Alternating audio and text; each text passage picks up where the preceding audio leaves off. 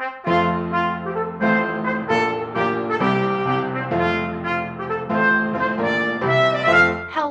and welcome to Politically Incorrect Knitters. My name is Anne Pinkava, joined as always by the lovely Deplorable Knitter and a very special guest this week. But before we get to that, we are sponsored by Chicken Lady Fiber Arts. Please go to chickenladyfiberarts.com and use our promo code, which is K, for 20% off your order to get beautiful yarns such as the lovely Isom colorway, our own PIK colors. Very pretty. You can't really see in the dark. That's a flaw on my part. But beautiful yarns such as these. Sorry, we are joined by a very special guest. I first met him when we were both on the Midweek Hump podcast on the Shagsworth channel.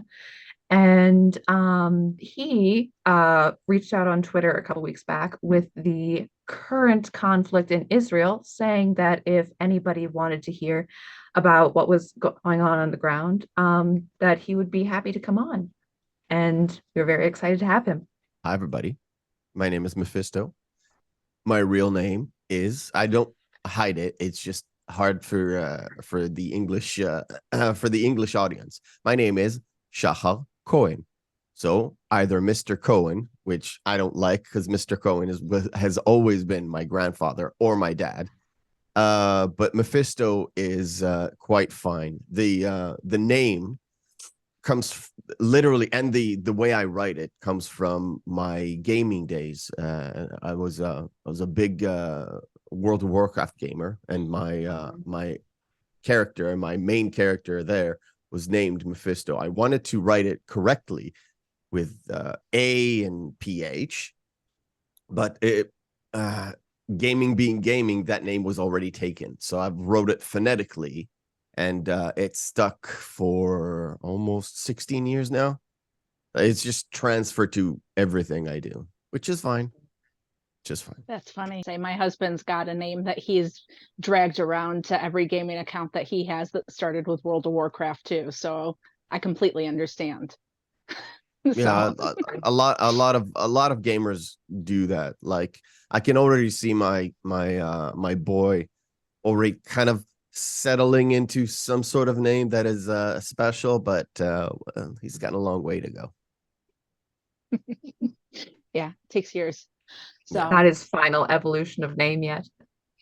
Yeah, I started with a name that is definitely not this name. It's a name which is a derivative of Lord of the Rings. Not even Lord of the Rings. It actually comes from the Silmarillion. Oh, you're one of those guys. Yeah, yeah, one of those people. Yeah, it's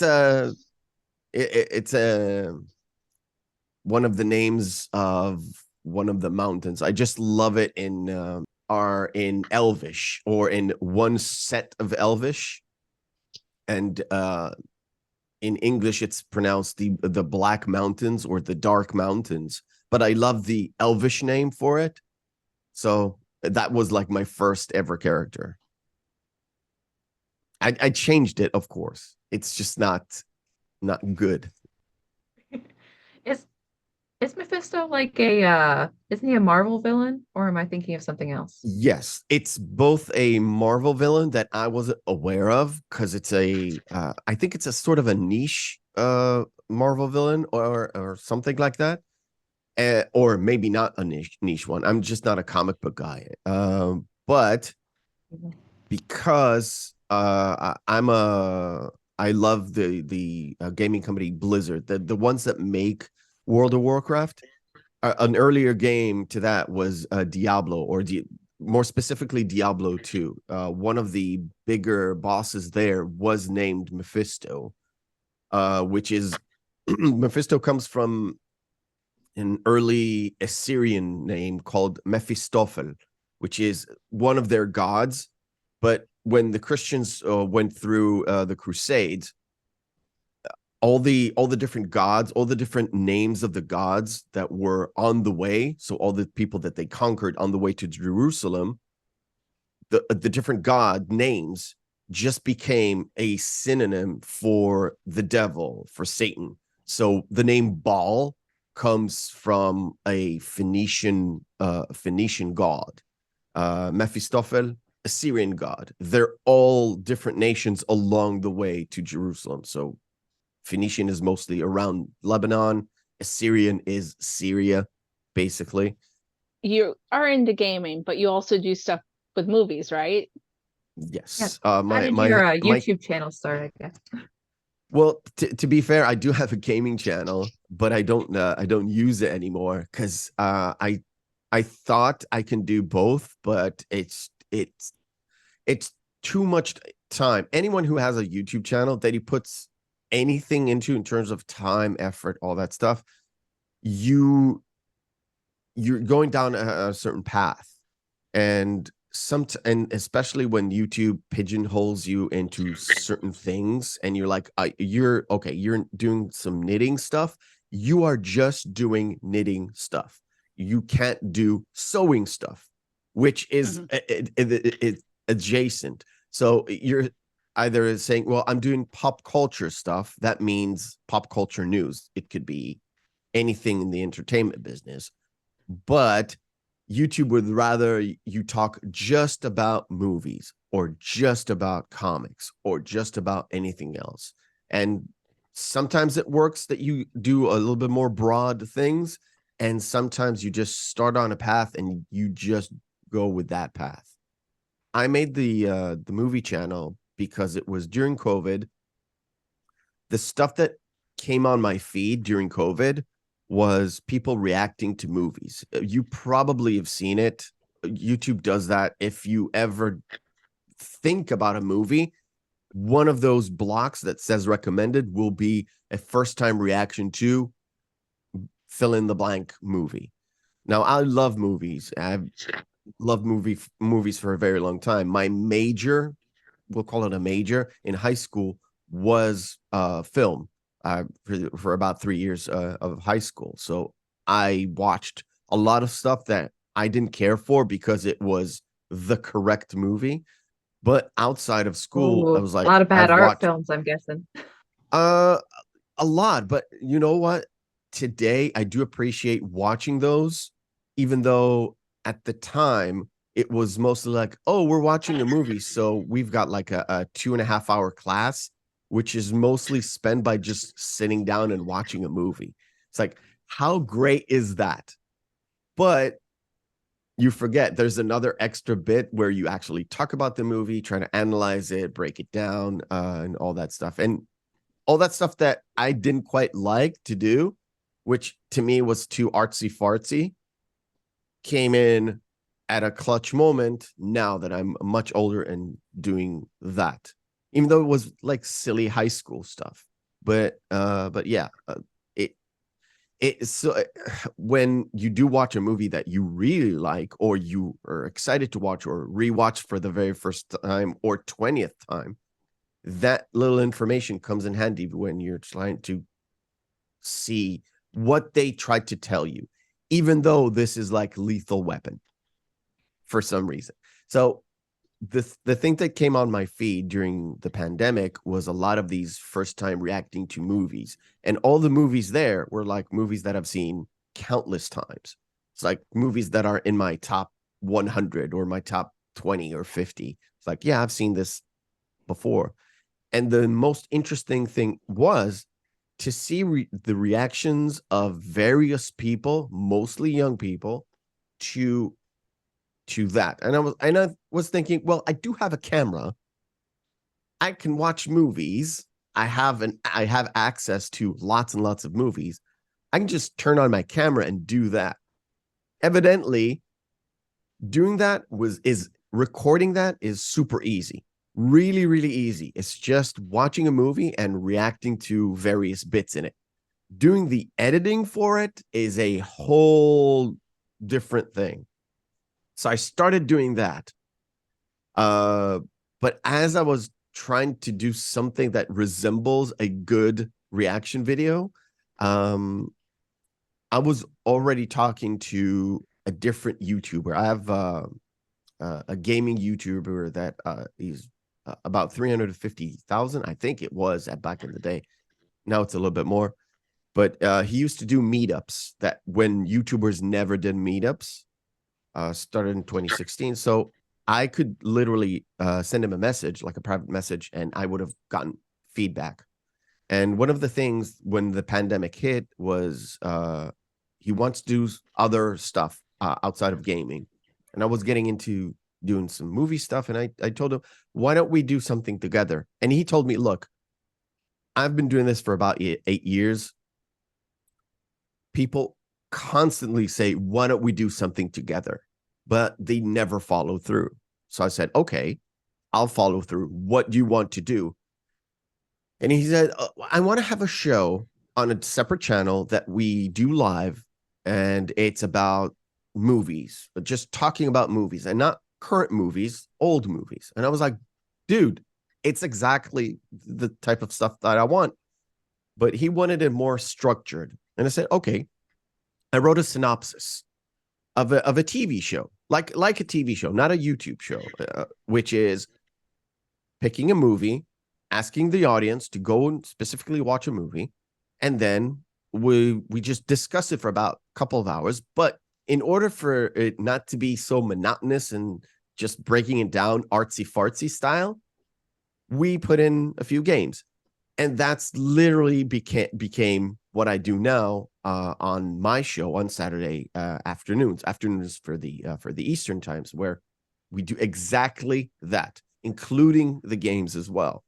And that kind of made it my focus for the channel instead of just doing stupid reaction stuff. Later on, I've incorporated a few other things. I always keep trying to do other things. But lately I was like, okay, it says Mephisto's movie reviews. YouTube thinks you're doing movie reviews. Why don't you just do just movie reviews and leave everything behind? Literally start fresh. I dropped all the live shows that I was doing. I dropped the shorts that I've been doing that were really good for getting the sub count up, but not getting traction, because you want that traction. You want actual people to actually watch you and not just do this. That's funny. Move forward. And so I literally took the month of October to just do a full revamp, cut away a few things, do away with other things, and just looking towards doing just movie reviews. At the moment, I'm doing one movie review each and every single day for October for like one not scary, but one horror film each day, watching it, giving you 5-minute review and just putting it on the channel. And at the moment, I really don't care. Well, I do care, but I don't specifically care if people watch or not. It just builds up the algorithm for the most part. And once October is done, I'm going to decrease the amount, but I'm going to do longer versions and more artsy-fartsy style, getting into the guts of the movie and actually talking about the movie making and everything. So it'll be a longer review, but hopefully more in-depth and more interesting. And trying to get people to watch movies was always my thing. It's like there's a massive wave of like complaints of current day movies, and it's justified for the most part. So just look back, there's a massive library of content that you can watch, especially because most of and this is strange, right? Gen Z and beyond are the ones that are both complaining about there's nothing to watch and really enjoying crappy things. So people that I've never watched, have heard about, like Arnold, right? And T2, have heard about it, but never actually watched Terminator 2 or Terminator, the original versions. And that kind of came from that first time reaction kind of videos. I was like, really? You haven't watched X? Fill in the blank. You haven't watched this? you're in for a ride, and you can see the ride, even though it's YouTube edited and it's extra hyped up because it's YouTube. It's the reactions may be hyped up, but they seem genuine. Or if I remember correctly, same kind of reactions that I saw when I watched this for the very first time, or Right. various versions of that sort of what I felt and what I reacted to. Sure. Well, you find in any art form that to kind of develop the taste to see what's good and what's bad, that you have to kind of go back to the classics and look at them. You have to look at classic art in order to understand what's good and bad in the art world or music. And, coming back around with movies too, that I've run into the same thing where it's like, oh man, this movie was so great, I cried. And I'm like, I was bored to tears. It was the worst. What are you talking about? It's like, haven't you seen anything good, you sweet summer child? Yeah, exactly. And to be absolutely fair, there are some massive stinkers out there when you were rewatching this and you're like, I freaking love this. Like there will be always, and I do mean always, trashy movies that have a subsect of people who watch them that absolutely love them. I know for a fact, and you guys probably know Culture Casino. And if you don't know Culture Casino, he's a great guy. Culture Casino loves, and I do mean love, because he told me this. It's like, this is no joke. I love this movie. I love Showgirls. That movie is a trash fire of a movie. It's not only panned critically, it is literally a soft porn version of a German film, like literally. And he loves it for what it is. And you know what? I'll give him that because I have plenty of stuff. If you ever heard about Hudson Hawk, Bruce Willis's movie, and that was really bad. It's bad. There's no way around it. The problem is, I love Bruce Willis's humor specifically in that movie. It works for me, and it's one of those films when I was, I think it was 13, 12 when it came out, something like that. I rewatched it. We had a video cassette of it, a rental one that I've watched at least 70 times before we returned it. I just love that movie. Yeah, I think everybody has a movie like that. And I think sometimes people are too critical. Like sometimes you can like something even if it is a burning trash heap because you like it for what it is. So, like you said, you like the humor in it. Not everybody gets the humor in Hudson Hawk. That's okay. It works out. So, Yeah. And I think there's a little bit of a difference too between shows that's like, this is terrible and I love it because it's terrible, but it's not lying about being good. Like there's some films today that's like, no, it's like really intellectual if you think about it. This is a serious movie. And you're like, no, it's not. This is, it's Uh, like, it's really deep and meaningful because it's long and people pause a long time. It's like, oh, please. one of my favorite movies, my one of my, it's literally my top three, is The Big Lebowski. When The Big Lebowski came out, I immediately loved it. I know of a lot of people that was like, why is this so good? It's like, we love parts of it, but the whole arc seems weird. The movie is weird, but it's yeah. intentionally weird. And it has a, I thought for a long time such an like a collections of what happens to the dude, what he stumbles into stuff. He literally is purposefully is stumbling into this whole story that he goes through for a few days, and it's magical. It's to me, The Big Lebowski is it's a magical story because it, in any other way it shouldn't happen, but it does happen. So he gets pushed and pulled and moved and swayed. But the whole point is he's that kind of guy. He is the, the hippie 60s swaying kind of guy. So of course he would be that way it's supposed to be like in 1991 where the Gulf War is happening. It's like, it's sort of a man out of place, but in his place because he's used to his thing in LA, in a specific place, in a specific time, with crazy friends, and just something completely crazy happens to him, and it takes him down this path of being semi-detective kind of thing where he's not. And he has a crazy friend that he thinks he's in Vietnam, but he was never in Vietnam, sort of like a George Bush kind of, but crazier. Um, it's such a great movie.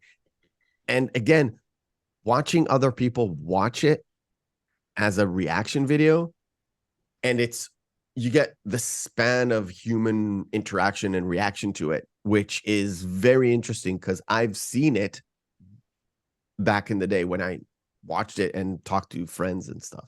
I gotta say that that's just not on any of my lists, that movie. But Hey, I'm aware. It's one of those movies that was like, it's a Coen Brothers movie. You might but not get it.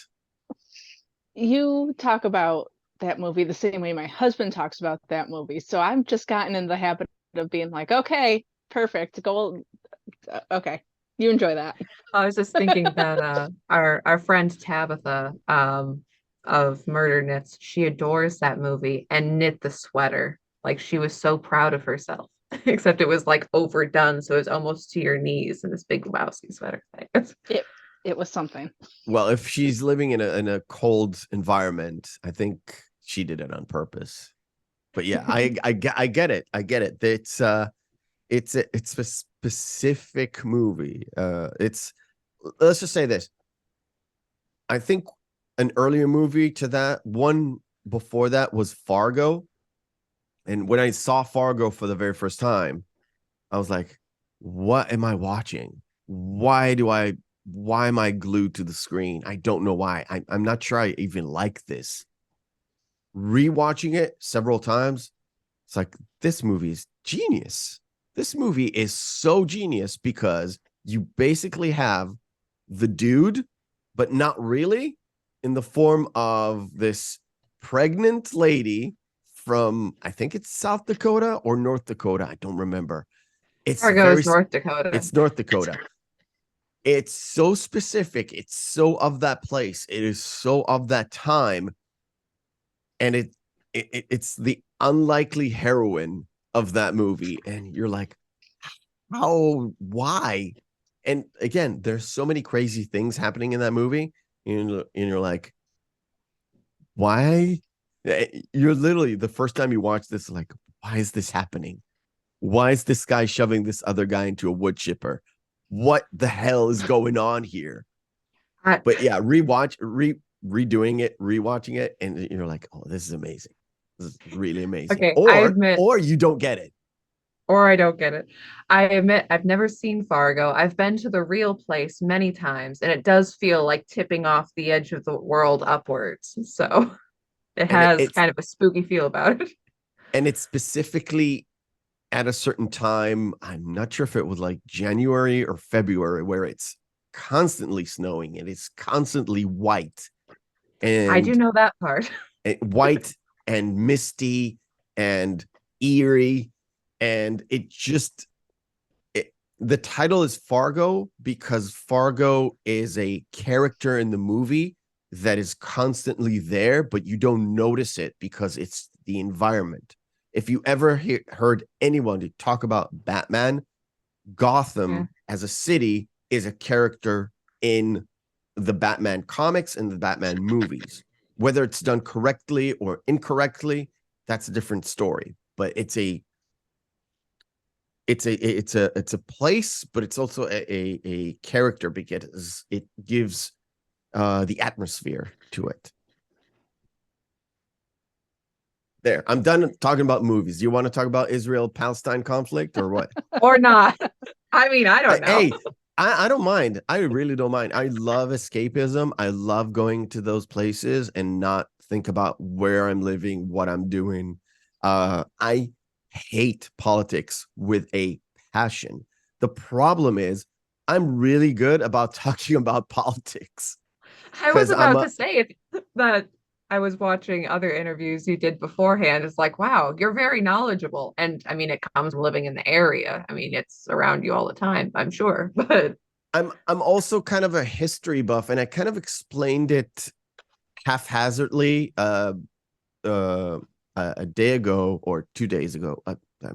It's on the midweek hump, the latest midweek hump. I did say one of the things I love is lore lore in books, lore in movies, lore in stuff. That's why I love the Silmarillion. The Silmarillion is a very tough book to read because it's not picturesque. If you're reading the Lord of the Rings trilogy, it's very picturesque. Lots of descriptions of places and how things look and atmosphere to put you in where the characters are. In the Silmarillion, there's like this person came here, did this. This person came here, moved here, talked to this guy, moved there. This happening, this bad guy came in, this was the battle, such and such people were killed. That's sort of a history book or a lore book. I'm into that because I love history. It's sort of a story, but it's kind of real, depending right, on who wrote the book. right. No, I've heard people say like, oh, Tolkien, you have this very, again, very difficult history stuff. But okay, so having not read the Silmarillion, just read Lord of the Rings and the appendixes and everything, it's like, no, the how he writes about the kings of Gondor is how it goes like the kings of Israel in the Bible. It's a very similar thing where sometimes just a couple of lines, he did this, he died, gone. Also the king of Judah at the time. Cool.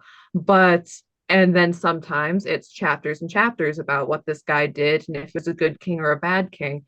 And you can see the similarities and how Tolkien was building up his world to kind of give you the feeling of real world history, which he knew a lot about. Yeah, and Tolkien was a first of all, he was very devout Christian. I'm not sure which denomination. I I'm think Catholic. quite possibly Catholic, but I'm not sure because he's very very English, not just British. He's very very English. So I'm not sure if he was the English Church or the Catholic Church. It's very a different thing. But overall, it was his world, his fantasy world is sort of the style. We'll call it a stylized version of the Bible. He just had his Bible, and he never pretended that it is a real place. It was just, as he says, an alternative uh, lore or alternative history to England, because England used to be uh, constantly being conquered. The French ruled there once. They were called the Normans, but it comes from Normandy. So the French ruled there. The Danes, from Denmark, ruled there for hundreds of years. The Romans were there. Like, it was constantly conquered and then reconquered and moved and everything. And once it settled into the English version, the Anglo-Saxon version, that's his that's his history, that's his lore, and that's where he drew his inspiration from, including him being a devout Christian, where the deities come, the deity and the fight between the battle between light and darkness, sort of like the fight between God or the angels and the demons and Satan. That's where it comes from. So it's like absolute darkness and absolute light. and everything in between. I'm not familiar You're with any. tired. I'm I not can go. familiar. I'm not familiar with the Lord of the Rings at all. I look. Anne It's likes to you talk don't about have. it too. You don't. No, I'm serious. You don't have Mhm. to be, but you understand. Yeah. Even if you're a secular person, I'm a secular person, right?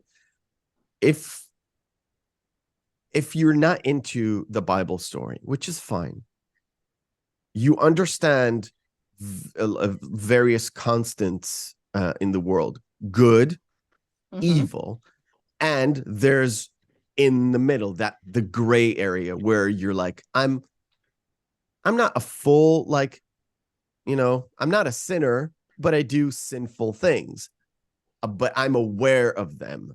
All right. It's all about being aware that, oh, I'm doing a bad thing. I'm not supposed to eat that. I'm not supposed to drink that. I'm not supposed to smoke that.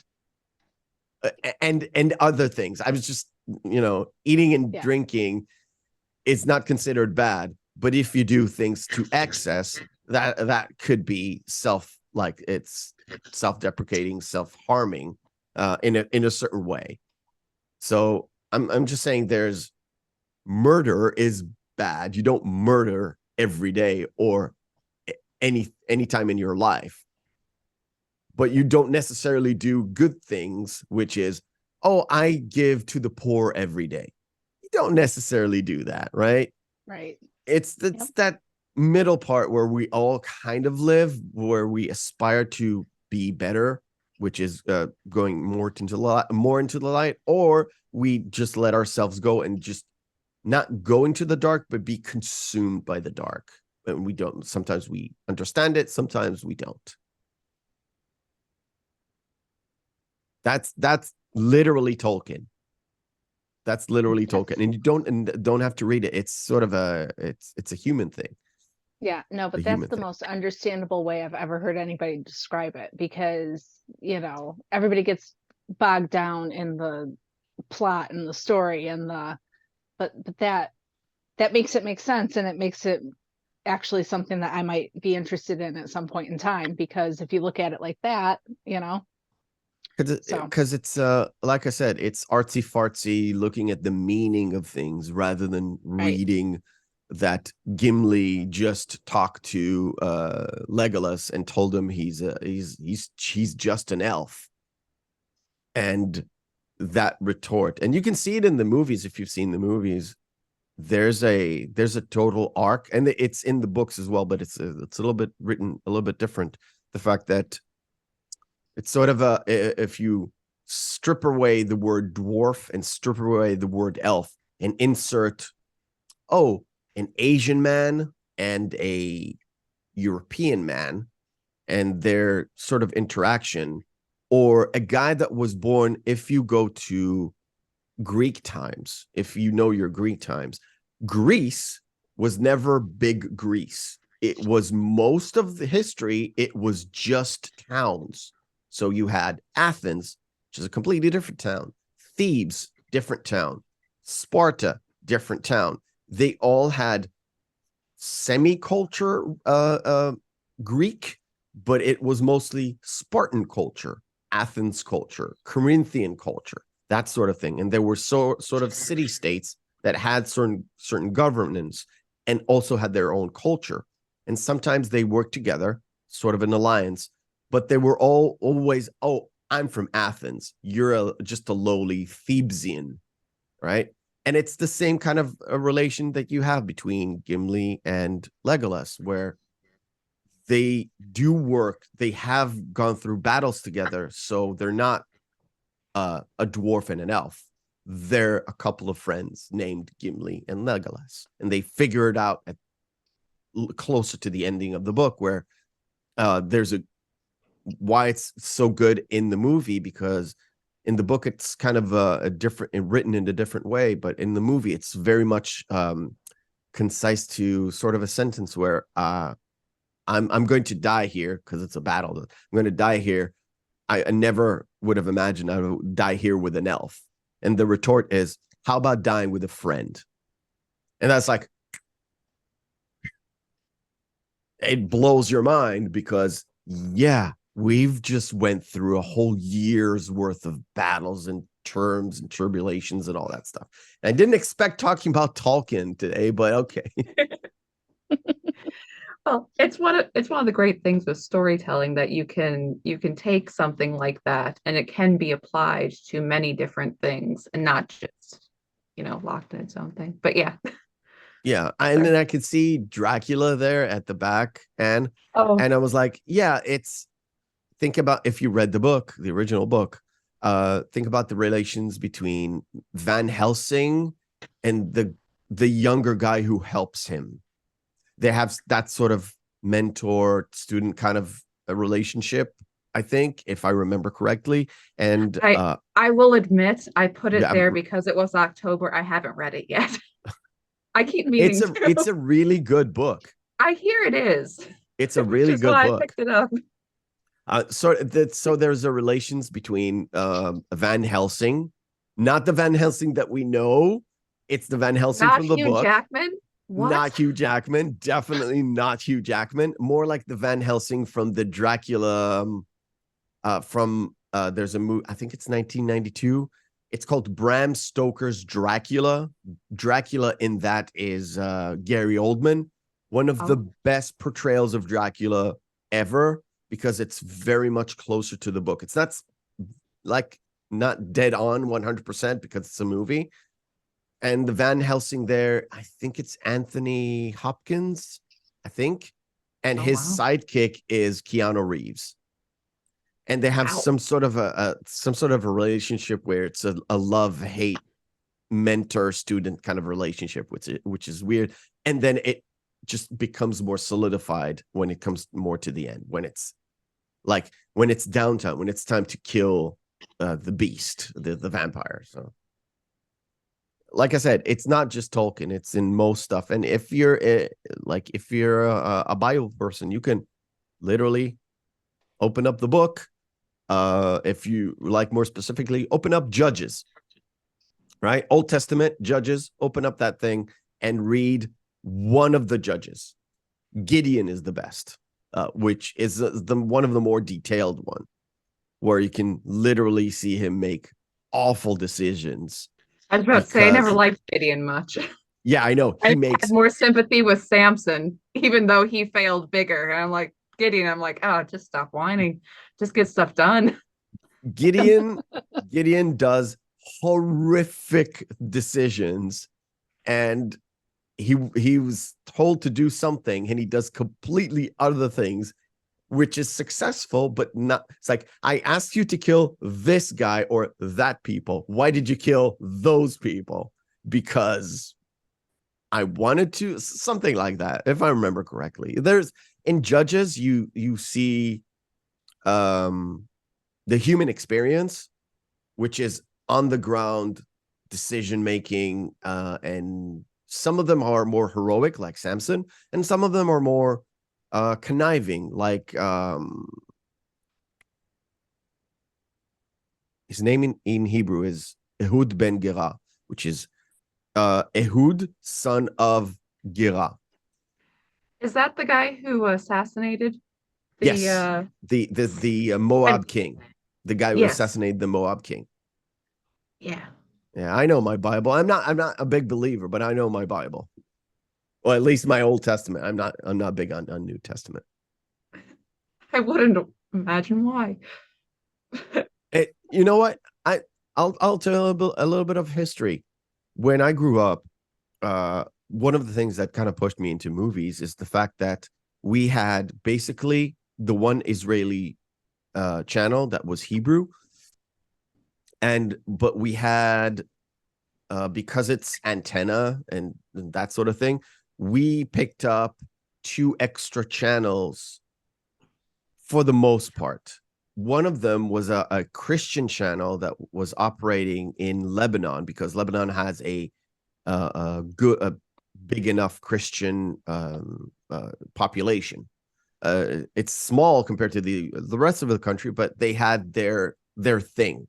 Um, Through that, they had a cartoon. I don't remember the name of it, but it was the entire the entire Bible. So they started with Old Testament and they finished up with the New Testament. So everything I know about like Jesus and the story and the water turning into wine, all those stories I know from an animated TV show that was back in the day, because and plus it's one of those shows where there's no Hebrew subtitles.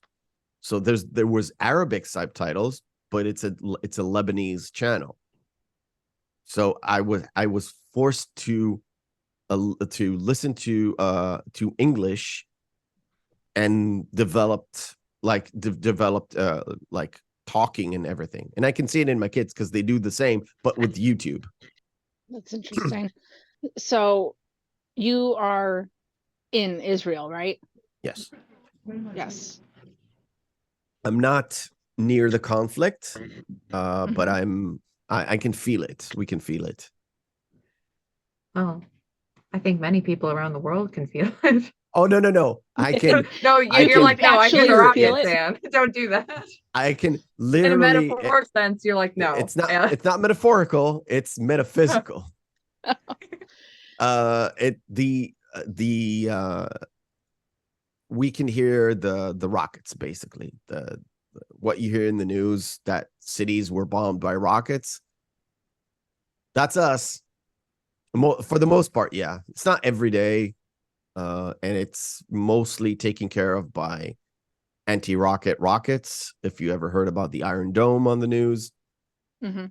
that's it. But it's not. It's a defense system that is not 100%, but it's pretty much effective. So out of the, I don't know, 5,000, 6,000 rockets that were sent over by them, I think about 98, 99% were shut down. And if they weren't shut down, it would be a completely different story, like a completely different story. Mhm. And just to give you distances, whew, from where I live, which is around the center of Israel, if you look at Israel on the maps, it's like a sliver of land. It's like a big cigar. Um, it's if you go from the sea to the Jordan River, it's about 150 kilometers, which is about 100 miles, give or take, a little bit more, a little bit less. And up and down 600 kilometers, so 450 miles, 420 miles to 100 miles. That's not a lot. Now, the Gaza Strip is even smaller than that. It's literally, if you open up your maps and everything, it's a sliver of land, about 10 miles up and down, all throughout the coast. And width is a 8 miles, 6 miles across. It's tiny. It's a tiny little place. It's a major city in the US. It's nothing. But think about what would people do if Dallas in Texas would have shot at Houston rockets, Right. 5,000 rockets, or 10 rockets every day for a few weeks. Just think about that. That's the sort of the scale. And you think about how would it affect people? Not to mention the craziness that led to that. It's pretty horrific. Right. Um, so you mentioned before, again, on another show, that before the attack on October 7th, that there was sort of like small, like crimes around, small kind of tests beforehand, you described them as towards Israeli Yes, defenses. yes. The whole point is uh the Gaza Strip is basically a small piece of land, a very strippy piece of land, fenced up at a it's a security fence. So it's a fence where if if you touch, it's barbed wire fence, but it's sort of 7 feet tall ish. But if you touch the fence, it activates a trigger that goes up to some sort of a command control center. It's like, okay, in spot X, we've got somebody touching. It could be an animal, but it could be a person. And that sort of detective thing was reinforced with extra stuff during the years. And recently, what they done in the past, and we're talking about a year plus, is go up to the fence, sort of on the face of it, do some sort of a demonstration, free Palestine, flags, burned a few like tires just to make sure, oh, look, we're here. And through that, they literally tested the capabilities, reaction times, how many soldiers were going to come to that specific spot, and all that. And also, I think I mentioned they send out balloons. That was a big thing. They send out these balloons, like helium balloons, attached to some sort of a incendiary device. So once the balloon is popped, it landed in a sort of a farm area or woodland area. It's not very woodland there, but generally speaking, and it just burned. It's like it burned a patch and it went out, or it was put out by the fire department. And like I said, it's mostly a rural area, so it's a lot of farmland all around that place. So it's not like it was hurting too much, but evidently it was tests, and they kept doing that and doing that. And politically, on the political side, there's a lot of give and take because there's so many actors involved in terms of internal Palestinian politics and also Israeli politics that kind of not mirrors, but mashes together really weird, especially when our side is mostly controlled by the more right-wing parties in the parliament, because we have a parliament system rather than a president and a Congress system. And sort of it was considered as it's just a minor incident. They're blowing off steam. We'll let them blow off steam rather than keep everything bottled in, because we're afraid that it's going to explode, because every few years it kind of gets too ahead. It explodes. They fire a bunch of rockets, blah, blah, blah, blah, blah, blah, blah, blah. And we're kind of like, politically put it down, not rather than just bombing and going all out.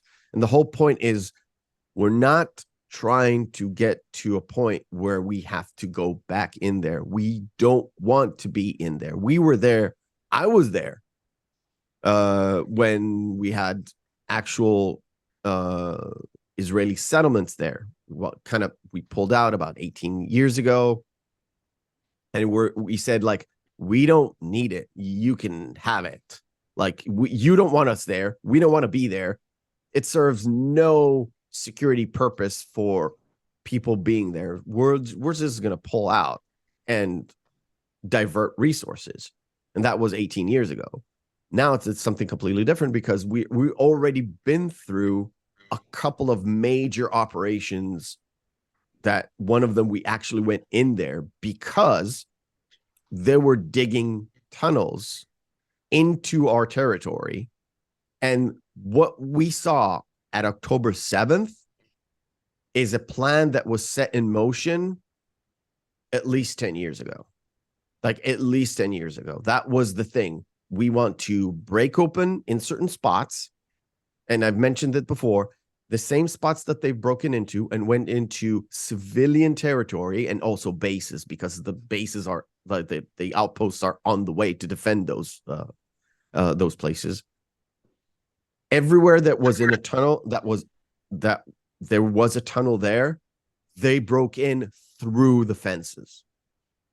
So it's the same places. Now, it's not well known in the media. They never talk about it on our media as well. I just know it. There's some things that I just know and I share with people, and they're like, "Nah, you, it's not that." It's like, no, you've shown it on TV where they broke in.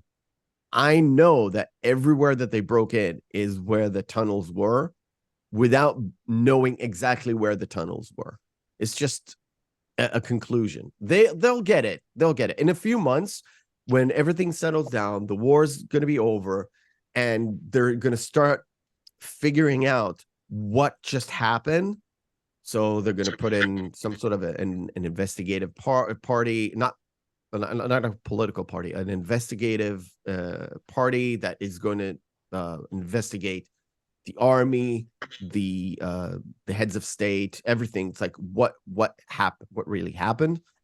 I heard a That clip of conclusion. Netanyahu saying that that we're going Well, to have a full investigation. I don't know yeah, how. for something like that, it always comes down to some sort of an investigative, an exploratory party that is going to get into the guts of the thing, because it was a massive failure in terms of military failure, but it also derived from something political. It always is, because the political wing derives some sort of conclusions which the army has to follow. And when you're moving for like army forces from one place to another, it's not like it's strategic, but also it's strategic and sometimes it's politically driven. So that's what happened in every single war that we ever had. It's like, okay, now we're fighting. We know there's a problem. We'll investigate later. That'll be there in a couple of months. In a couple of months.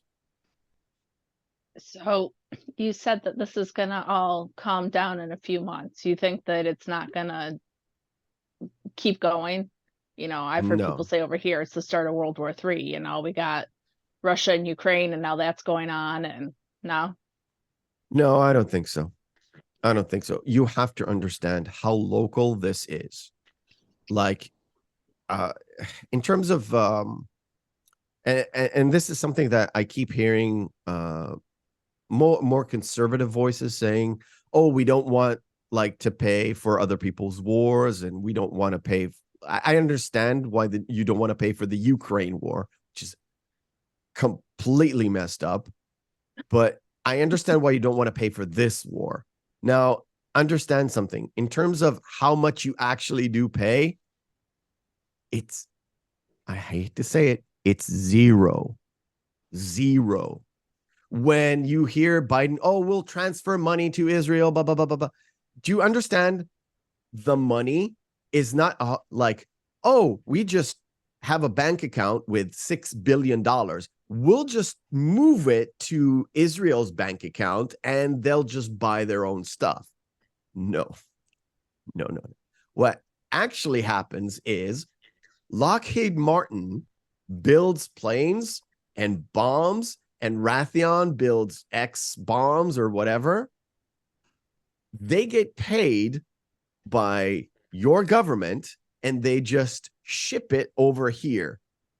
Okay, so we get the like, we get materials, but the people who actually get the money is people who work for those companies.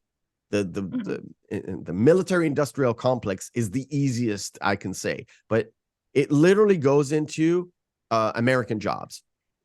It literally goes to American jobs.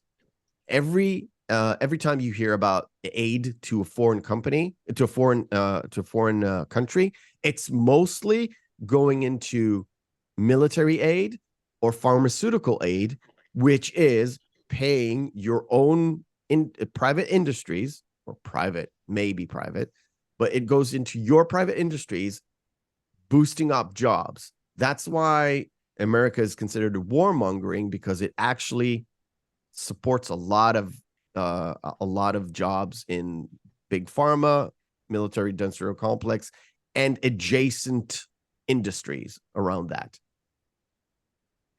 Yeah. That's the Well, hard truth, sadly. right. Well, something that I've said on our show before about this current conflict, it's that I don't want America to be involved, not because I don't think it's a just cause that, this war, that it isn't a proportionate response to have this war going on now, but just because America has lost one war on terrorism, they shouldn't be allowed to mess up anyone else's. That's true. You know what's funny? We don't want American soldiers here.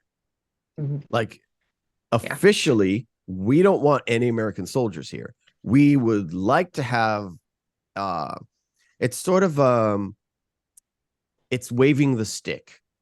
Like, we're a small country, but we also can handle quite a lot because today, as we see it today, we can handle a bunch of rebels in Lebanon and a bunch of rebels in Gaza, because that's the only ones left who's left fighting here.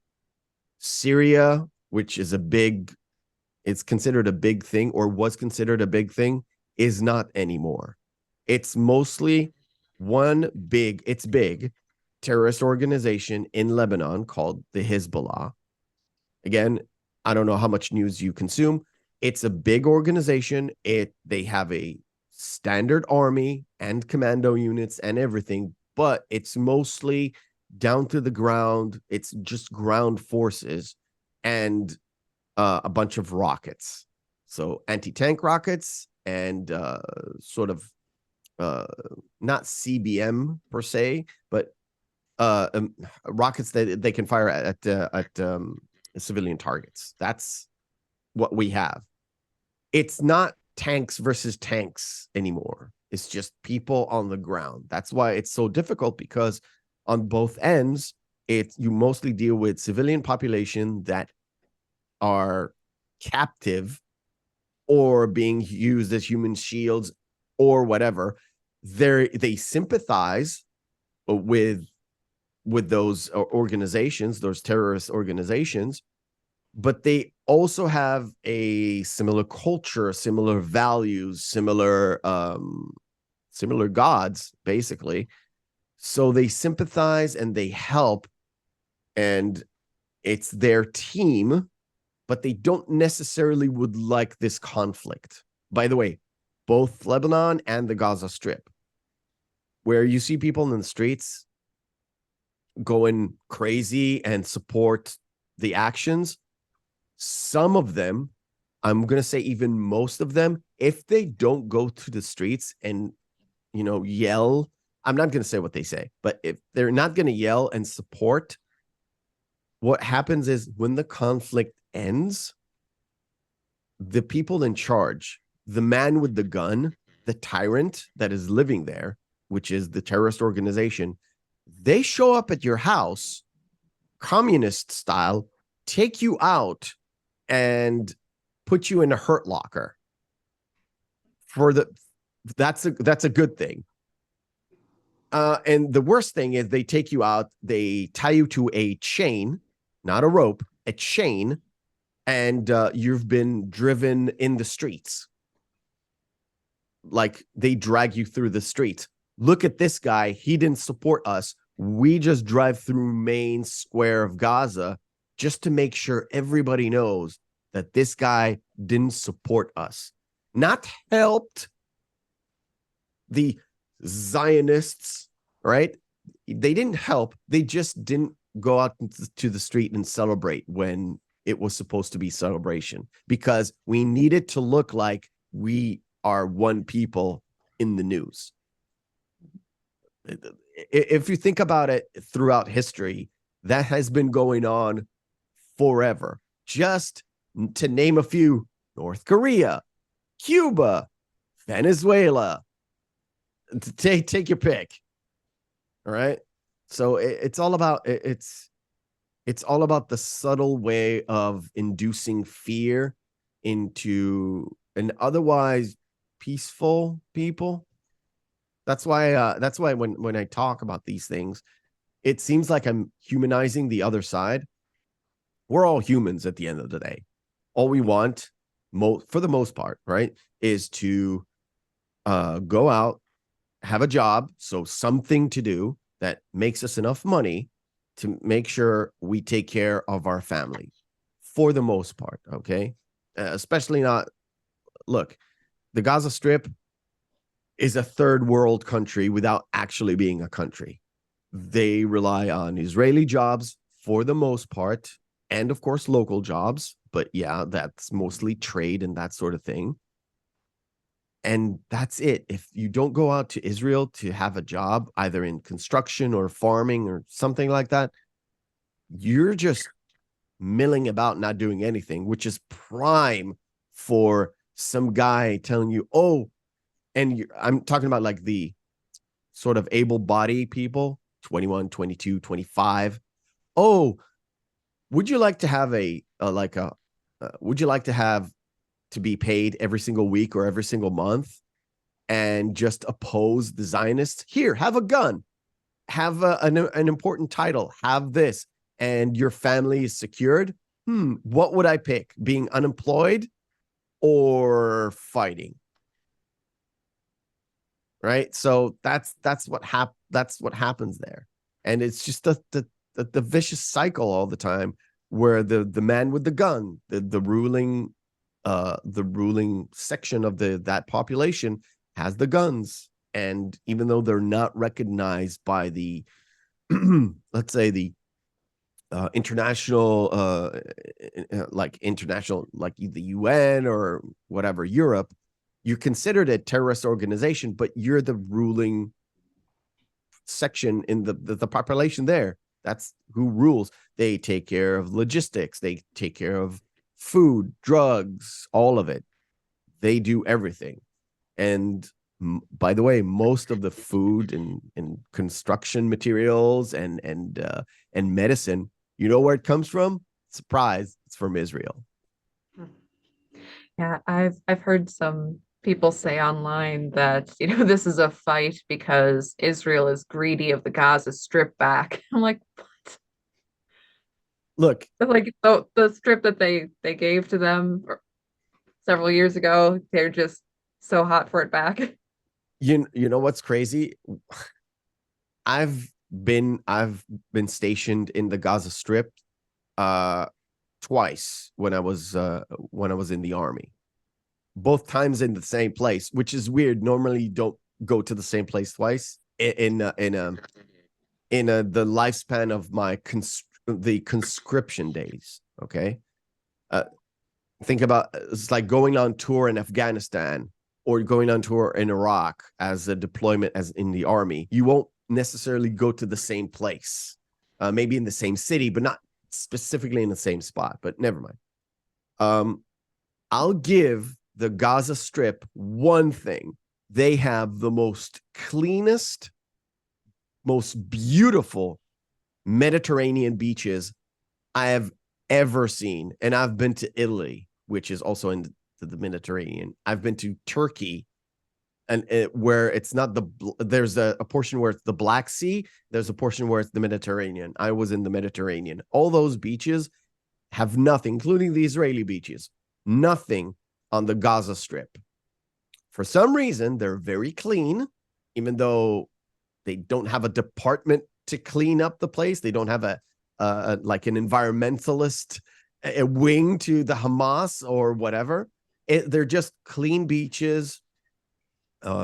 There's zero trash. It's very sandy, very thin sand, so it's like nice to the touch. And these people do go to the beach, but like I said, the Gaza city is mostly urban, and they do have beaches, which I've never specifically been there, but I've been to most of the strip, and most of the strip is mostly farmers, low hand workers, that sort of thing. So a very poor section of the population, which is already very poor. But they do go to the beach. They do go like have a barbecue on the beach and that sort of thing. But they leave it very clean. So it was always very, very clean there.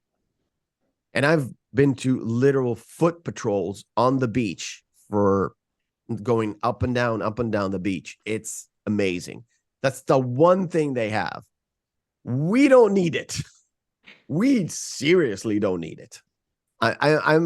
It's the whole conflict, especially the strip is very complicated to explain, but overall it's very simple. It's a strip of land ruled by tyrants with a captive population that sincerely doesn't have anywhere else to go, and for the most part are very poor because of the conflict and because of the tyrants that are ruling there, have problems getting outside to get work. Work is there for them to do. We need able-bodied, blue-collared workers that can work construction, that can do farmland. They're very good at it. They're very, very good at it because they've been doing that for years and years and years. But the problem is when we release, like release the floodgates, what we get is, oh, that's an opportunity to hurt the Israeli entity. And what they do is they hurt civilians rather than military targets for the most part. And that's just sort of like, if you think about a heart that is expanding and then contracting, it's the same thing going on over here. But on the outside, when you hear BBC News, when you hear CNN News, all that around the world, European and American, what you hear is, oh, these people are in a constant siege, blah, blah, blah, blah. Yes and no. Yes and no. Our interest as a country is for them to have jobs and develop their own country, even though they don't necessarily have an official country there. But it's all in preparation for, in the future, they'll have it. And by the way, do you know where Palestine, the name Palestine, comes from? It's a biblical thing. Okay, if you go back in the years, and I've explained it before, but I'll explain it again. It's very easy. If you go back into the Bible, the land, which is called Israel, used to be called Canaan because the biggest population in the entire place was called the Canaanites, which is an amalgamation of different tribes of people, because this is not 2022 23, this is minus 2000. Okay, so for the most part there were the Canaanites. The Hebrews that were living here were called the Hebrews, not the Israelis. The Israel comes from the second name of Jacob. Jacob is called Israel, and for the most part his tribe was the ruling, the biggest and the ruling party of that nation.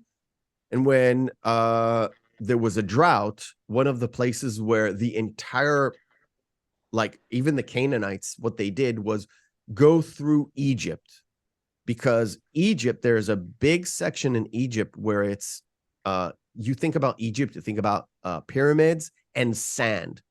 There was a big, and still is, there's a big section there where it's mostly irrigated farmlands. You had constantly water from the Nile coming in to the Mediterranean Sea. So there's lots of palms and irrigated land. So you can live there rather than be in this basically a hellhole of a country where it's very sparsely made. So Hebrews went down to Egypt, became slaves, emancipated, came back, and when they came back, came back in full force and basically conquered the land. Back in the day, when they already had the country, there was a small population living in Cyprus. In Hebrew, it wasn't named Cyprus, it was named Kaftor. Kaftor is a button. That's why Hebrew name for button is kaftor.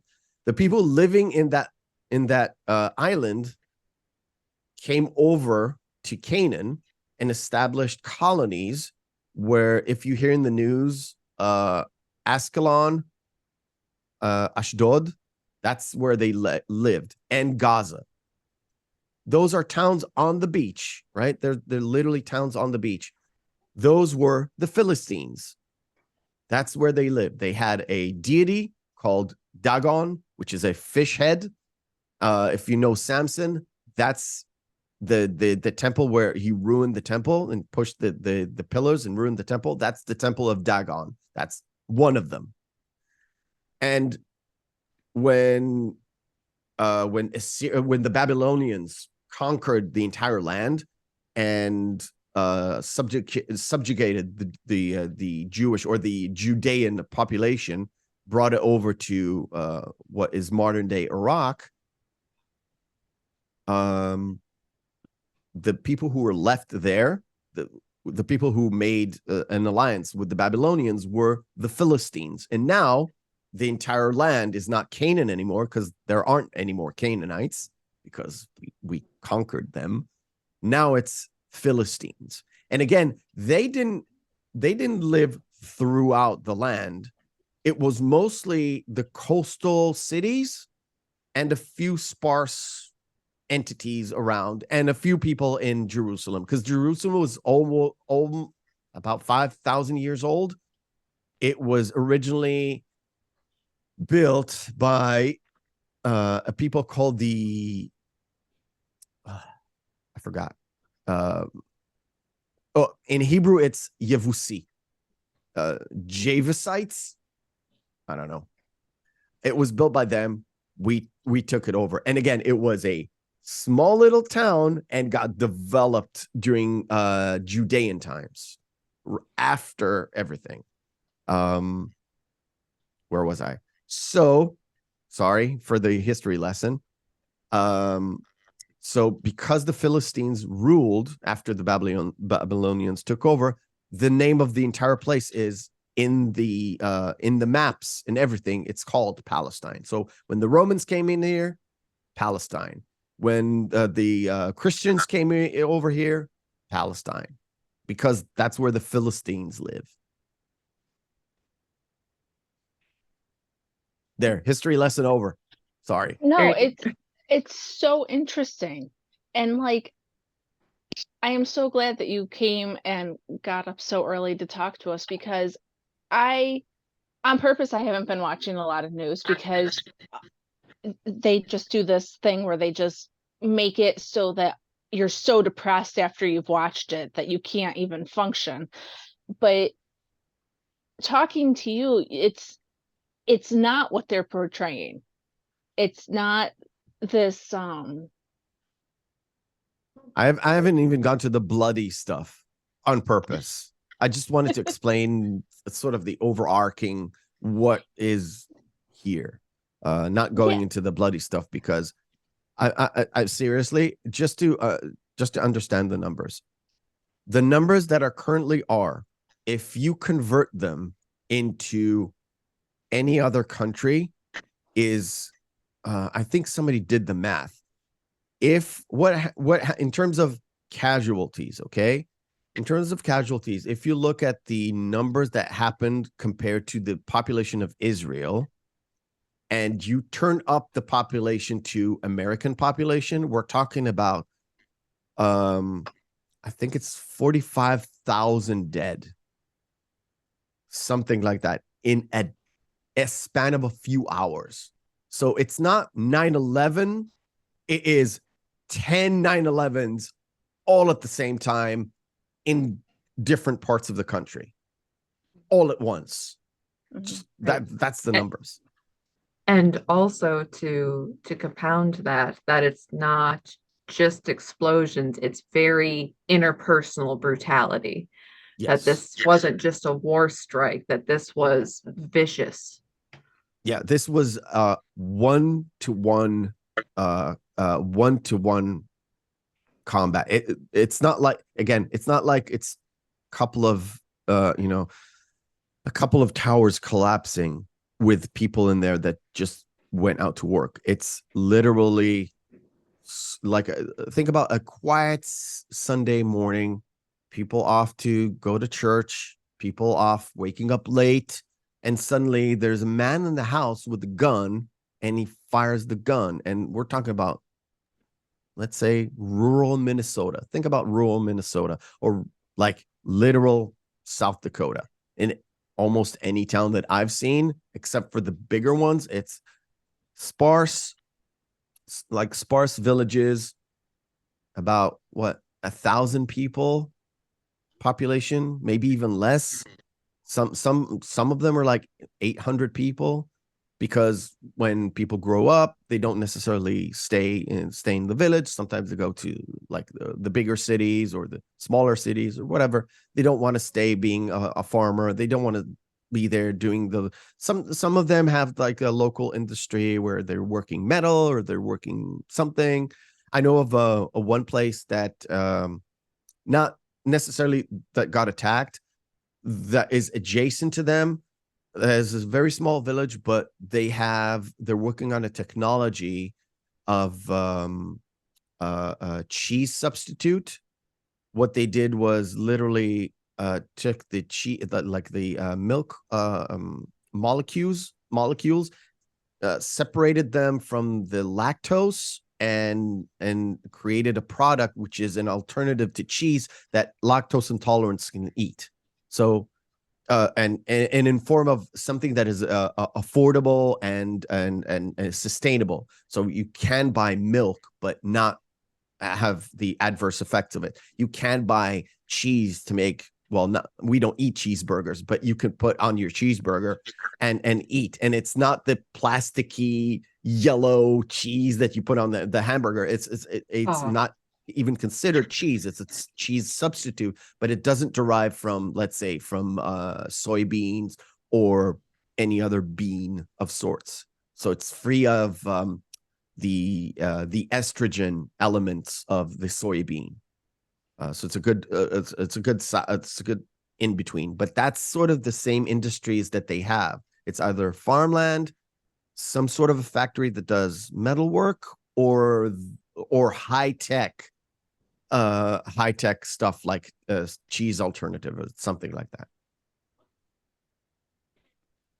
But yeah, it's just that's what actually happens. It's not the rockets that are the problem. It's the fact that they burst through the gates basically and went in and went from house to house to house, execution style. And yeah, and if you hear about it on the news, it's very, very depressing. For the longest time, I don't listen to the news anymore. First of all, there are a bunch of liars. There are a bunch of fucking liars. Sorry about cursing. There are a bunch of liars, and it's so it was in the pandemic, it was so prevalent, it was so annoying, but I already wasn't listening to the news. Right? News really depressed me. I hate it so much. That's why I escaped to these worlds. I much enjoy watching somebody rant and rave over the trans representation in a comic book than actual things that actual matter, because they do get you down.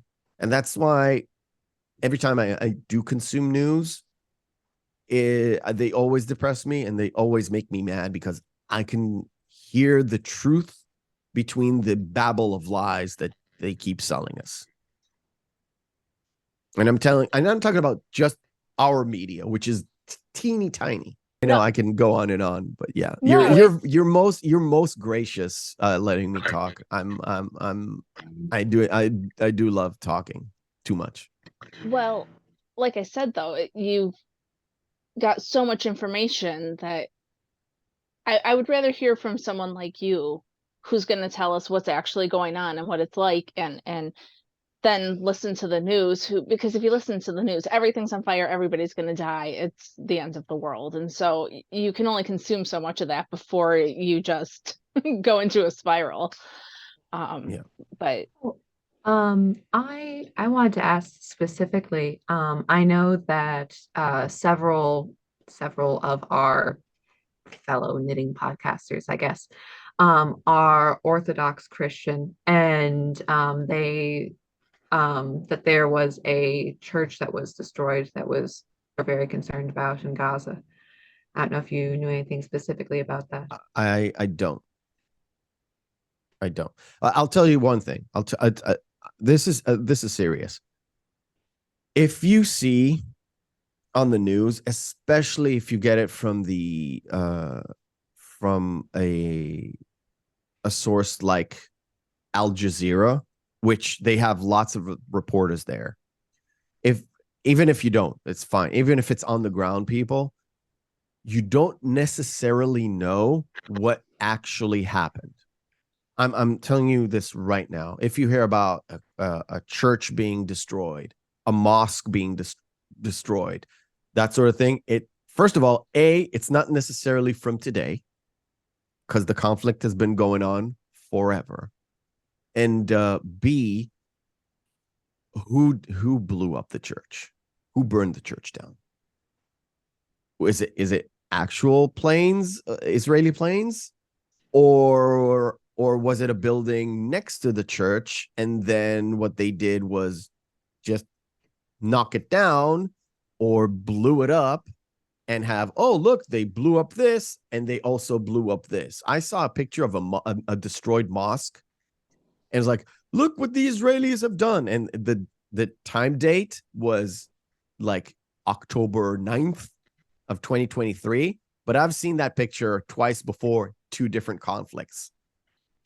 It's a mosque that was destroyed because they had a launching pad of rockets on top of it in 2014.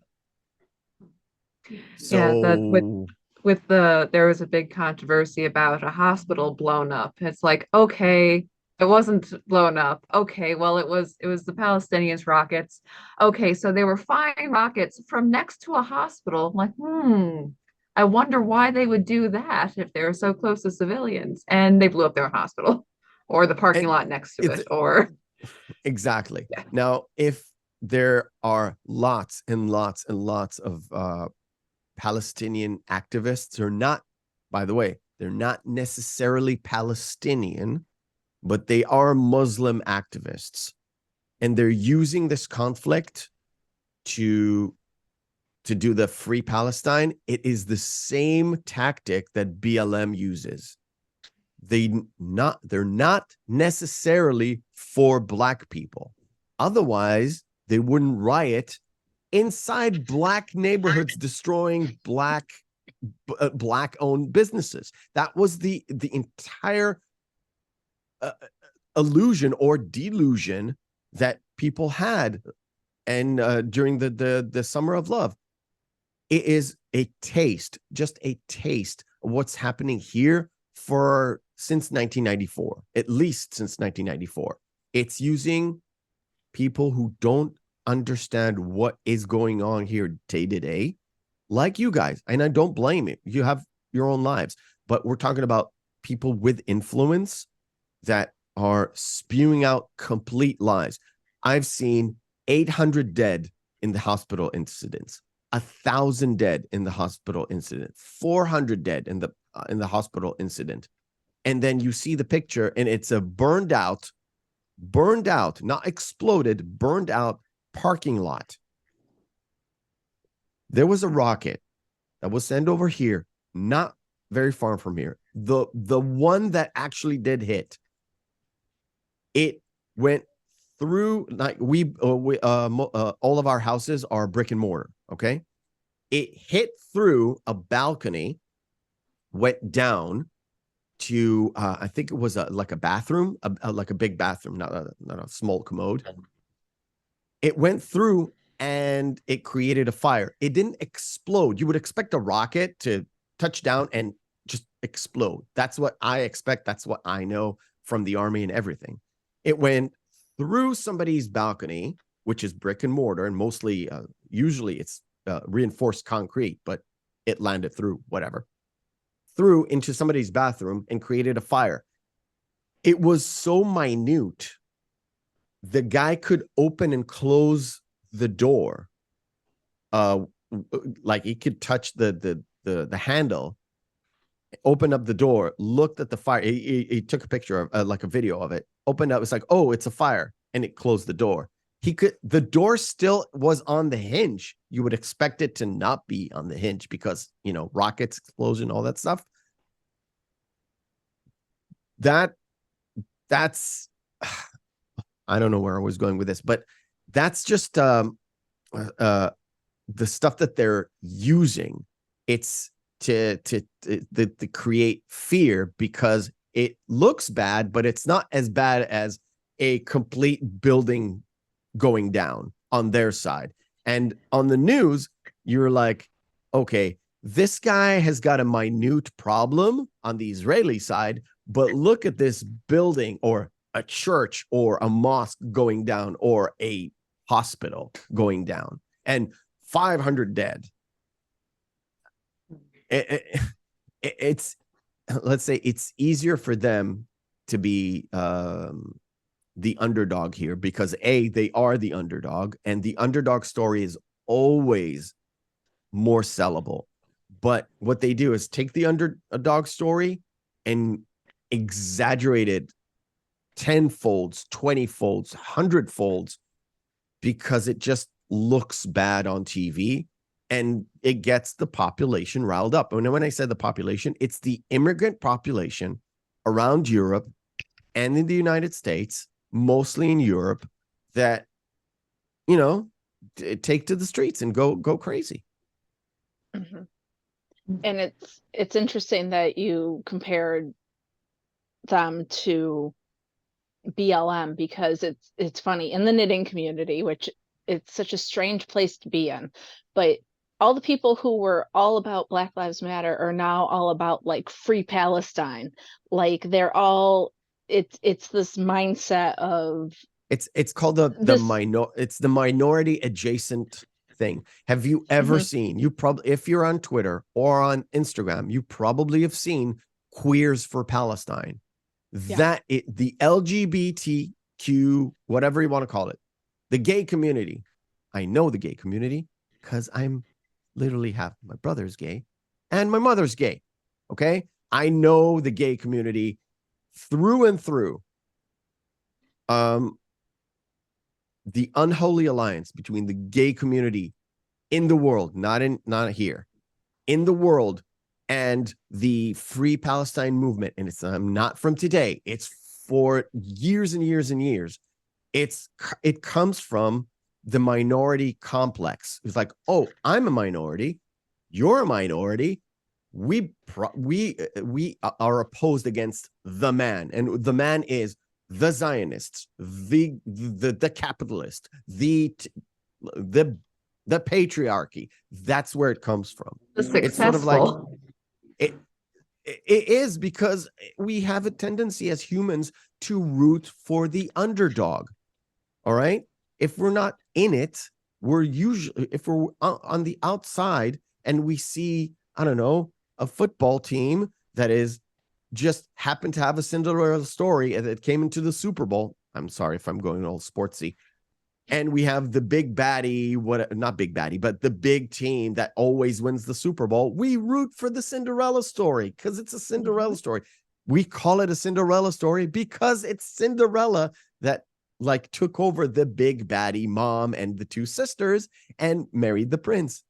It's literally written in 18 or 1750, and it's still relevant today because it's all about rooting for the little guy, right? It's us as little guys rooting for the little guy. It has so much power. It's where communists derive their power from, the proletariat. It's the underdog versus the ruling class. It's always like that. It's the human experience. And I've talked about it with people generally offline, not a live stream because I don't get a chance to, but if you think about it, it's the BLM movement, all those movements, including the LGBT movement. It's the regular people that have no involvement whatsoever rooting for the minority, rooting for the little guy, because it's easier. Because you always, oh, these have been oppressed for years, and these are the oppressors. Like, take your pick and slide in whatever oppressor, oppressee that you like. I, on the other hand, am looking at the human experience, the actual thing that is happening. And what I'm seeing is most of these minority groups that are fighting for the cause are hurting the people they're fighting for, literally hurting the people they're fighting for. The Hamas as a terrorist group are tyrants. They are literally hurting the people they're supposed to be protecting or fighting for.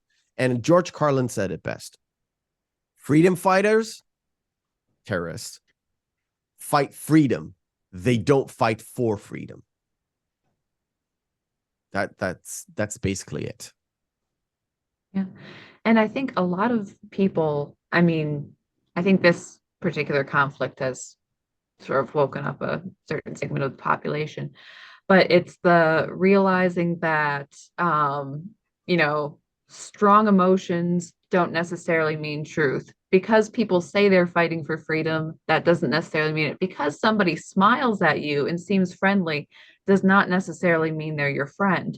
That you have to kind of look at the results of these conflicts.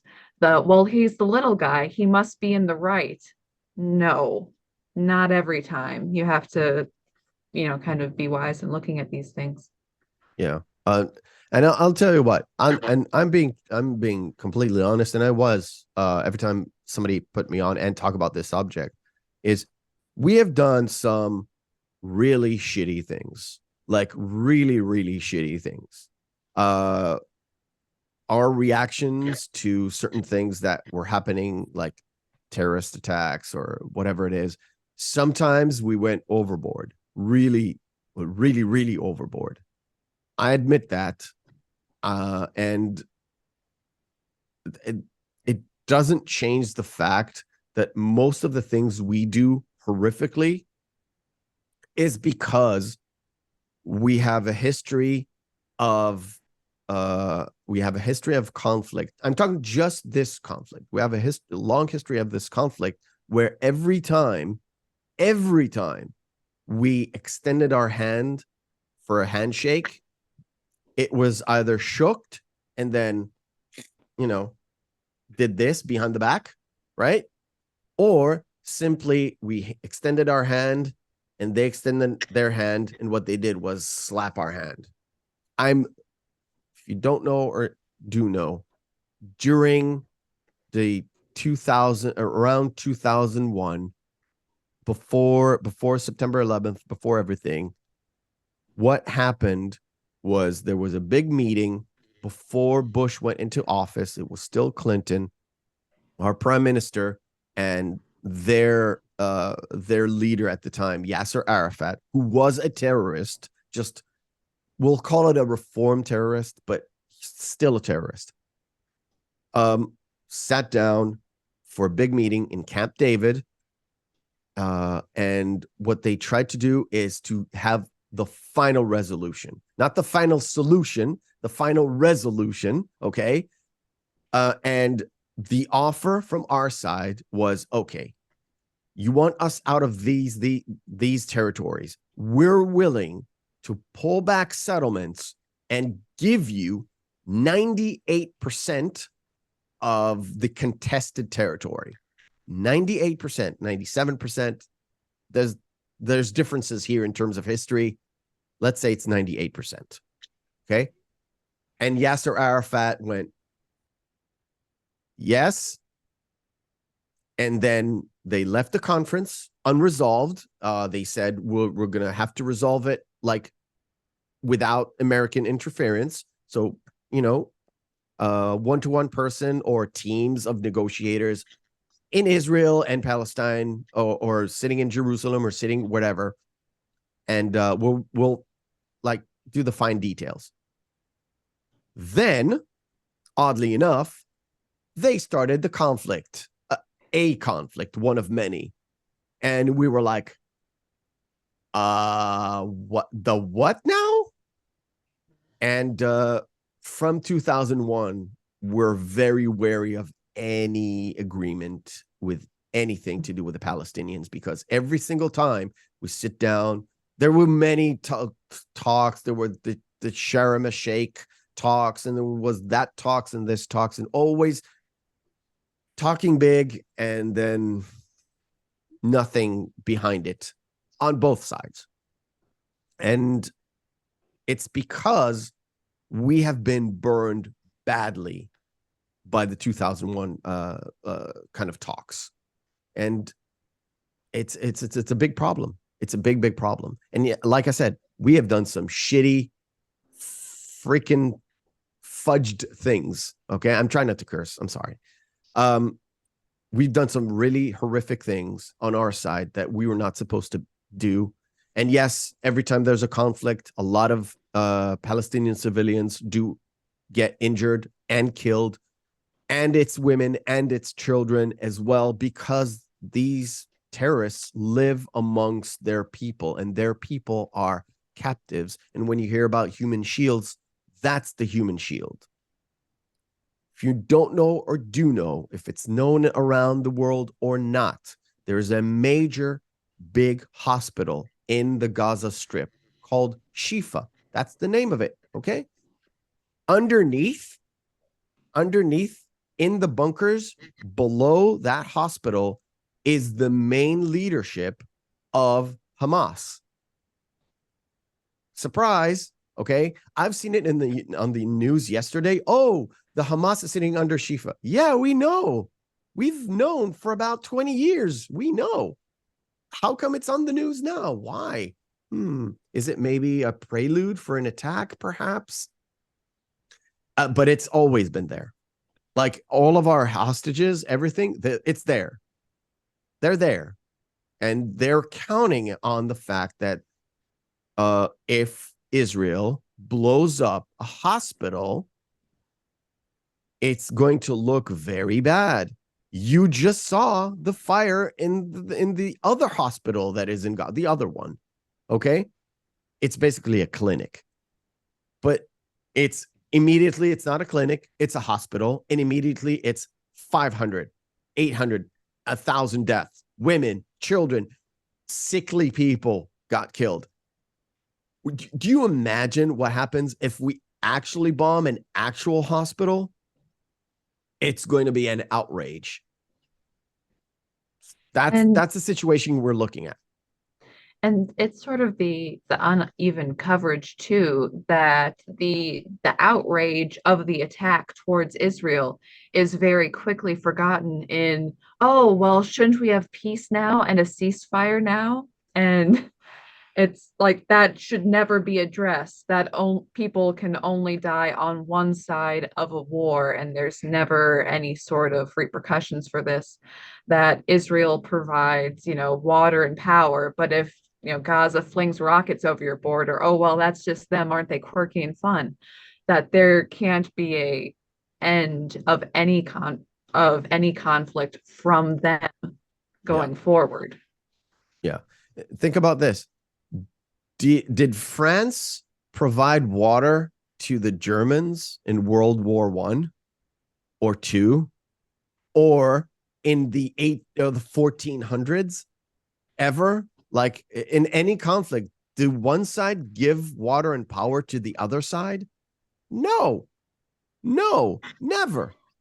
Now we're living under a different rule set because the UN is a thing, which I don't know why they still exist, but okay.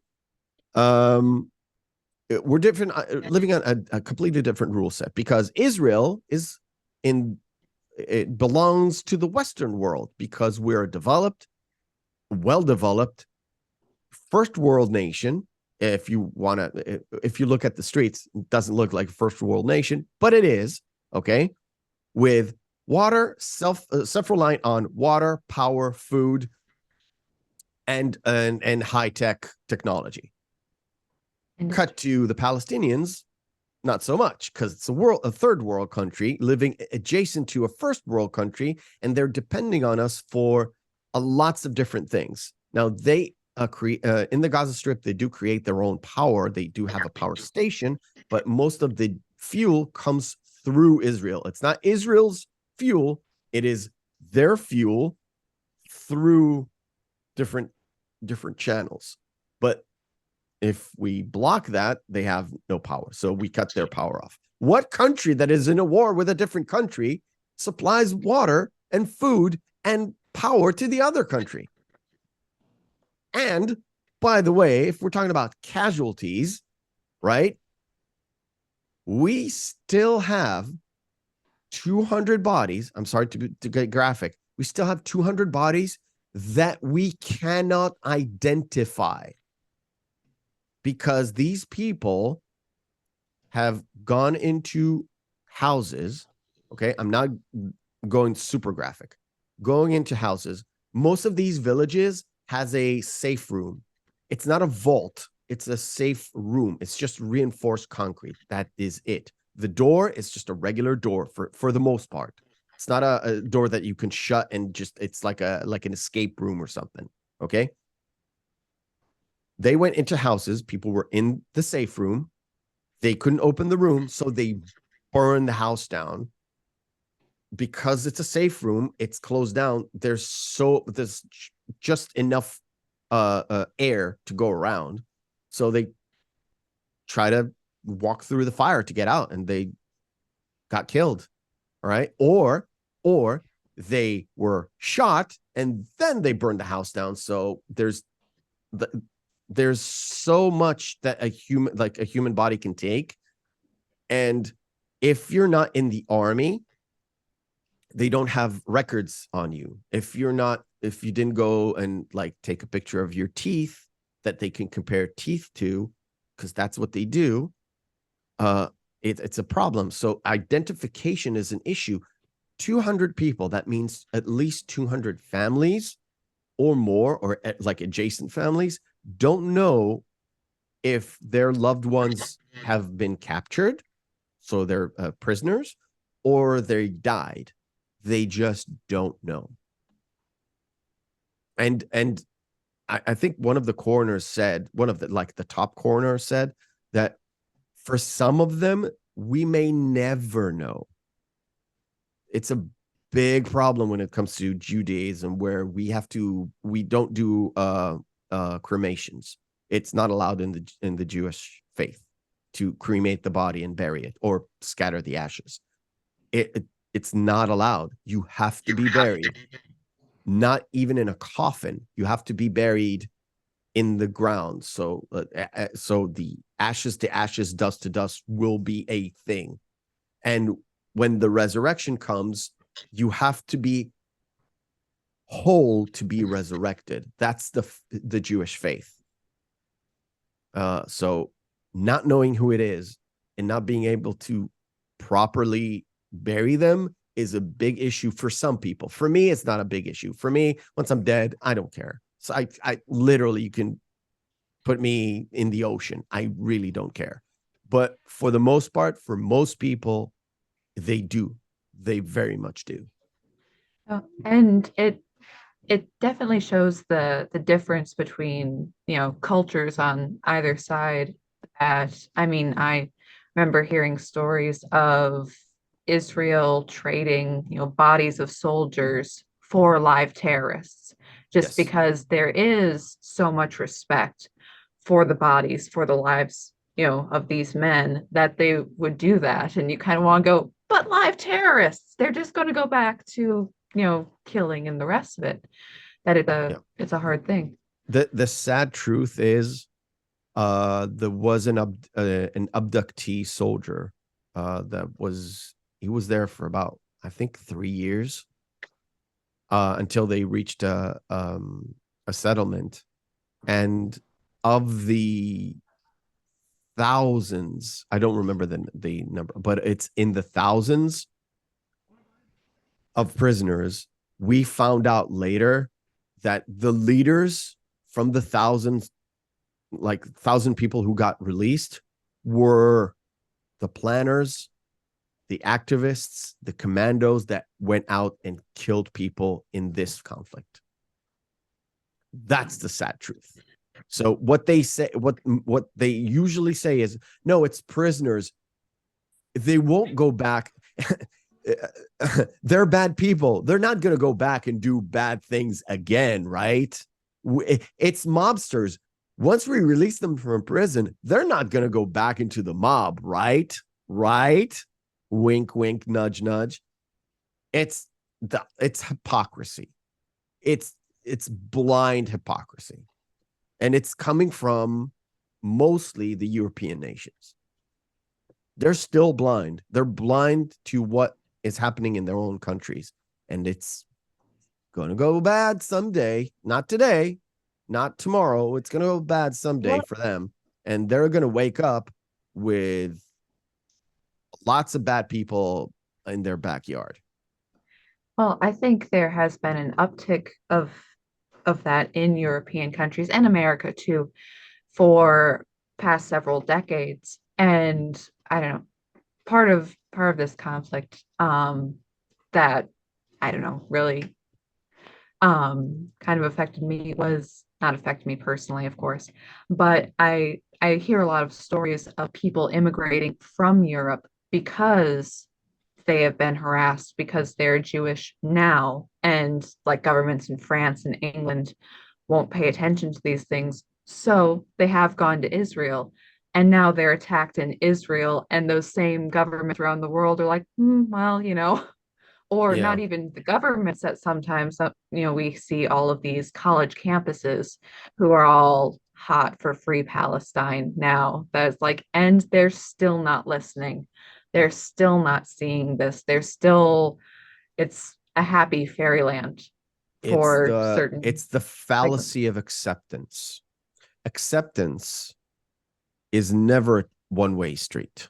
Never one-way street. And that's the problem that is happening. It's like, oh, we accept them for who they are. Okay. We're incorporating our culture with their culture. Okay, fine. What happens if they don't incorporate their culture with your culture? So they're staying a monotonous culture. It's the fallacy of the melting pot. What happens if you put stuff in a melting pot and one of the elements is reluctant to melt and be a one? It's a problem. It's a problem. I tend to think of the prophecy in Daniel with Nebuchadnezzar. They have a statue, gold, silver, anything, but at the bottom they have iron, and then it's iron and clay, and then just clay. And the idea of the iron and clay, which physically cannot mix, being side by side like that, in the sort of developed, but then the mentality of undeveloped world where they don't coordinate. It's not about it's more complicated than that. And if you want to blame Islam, it's not Islam. It's not. It's the fact that immigrants from either a non-developed or semi-developed countries move to a developed country. But what they do is still have the mentality of an undeveloped country, or still have the mentality of, we want to keep to our own, but we want to get paid we want to have it better for our kids in a developed country, but we're not willing to let them integrate fully. They can integrate, but not fully with the local culture. So I'm not talking about Muslims and Christians, or Muslims and Jews, or Jews within Christians. I'm talking about culture. Arabian culture mixing with European culture, but they keeping their Arabian heritage or culture, or whatever you want to call it, and they don't let their kids mix. They don't let their kids mix. They always feel like they're the minority. Whether they are or aren't, it doesn't matter. If you don't integrate with the local culture, if you don't share the local values, then you always feel inferior because you're always being separated out. If you did integrate, if you did incorporate your, we'll call it your Islamic values, which typically speaking, Islamic values, Jewish values, and Christian values are not so different as you think. They are simply not. They have line for line a lot of similar things, especially when you talked about conservative, orthodox mindset. It's very similar things, but with a little bit of a twist because different paths that people went through.